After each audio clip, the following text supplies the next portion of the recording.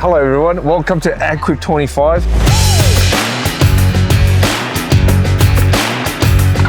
Having a sticky peek of all the four-wheel drive stand, then I spotted this gentleman and his face was immediately recognizable. Why? Because I watch a lot of his videos. In fact, he inspired me to do some of my DIYs because I saw his video and he made it look so simple. I thought, you know what, let me do it. One of it was a snorkel video. Yes. So this is Adam. Adam, tell us where you're from and what's your channel? Smart Touring Systems is our main travel channel. We also have a second channel, STS Garage. Our main channel is, as I said, touring, traveling, and then we started to do some builds and things like that. And we decided to split into two channels. That has created two workloads. Yeah. But I do truly love building what we also travel in. So we did a lot on the 79 behind us, as well as a 40 series, a 60 series, and now we're going to the dark side and building a Nissan Patrol. Yep. So we do tend to do it in a DIY fashion. I'm not a mechanic by trade.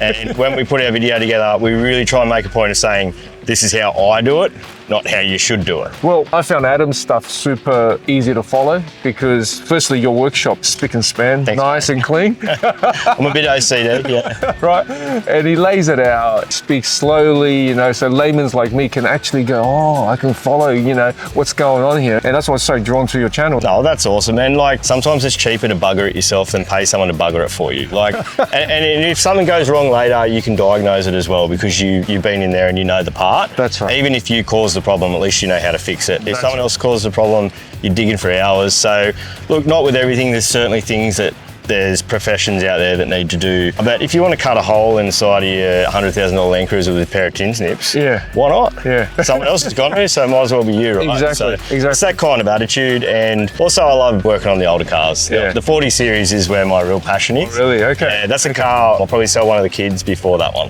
Oh, yeah, okay. So that one's staying. The older trucks are just as cool as the newer stuff, like, mate, and just all different. So how has this show been for you? And what was your objective at this show? That is a great question. Yeah. Because I'm still not sure. Like, no, but that is a great question. So, you know, this space isn't really lending itself to AGQUIP. Yeah. I think there's all types of people and walks of life here that come to AGQUIP just to see what it's all about. I really enjoyed walking around and seeing what it's about. I think it was 17 years ago since I've been here.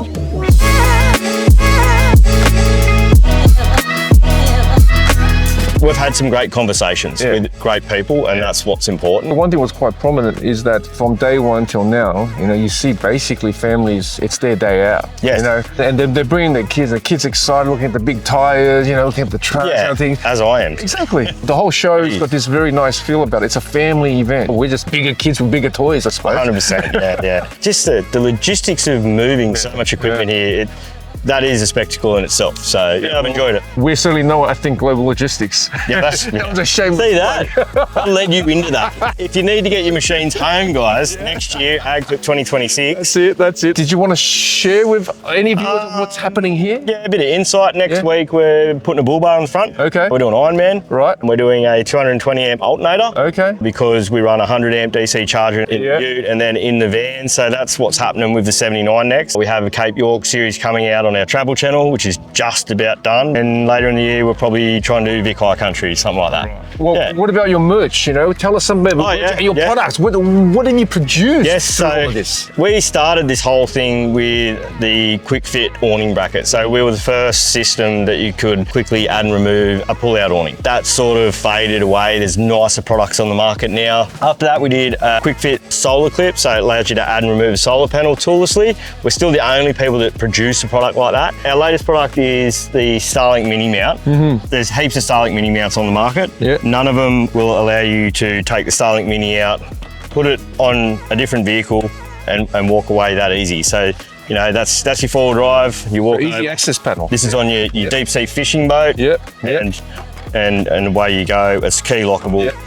It seems like a simple thing, but just the ease of use. All right, well, let's wrap it up here. Adam, it's good to see you, mate. And it's good to see the person that inspired me to do some of the stuff DIY on my trip. Humbling, thank you.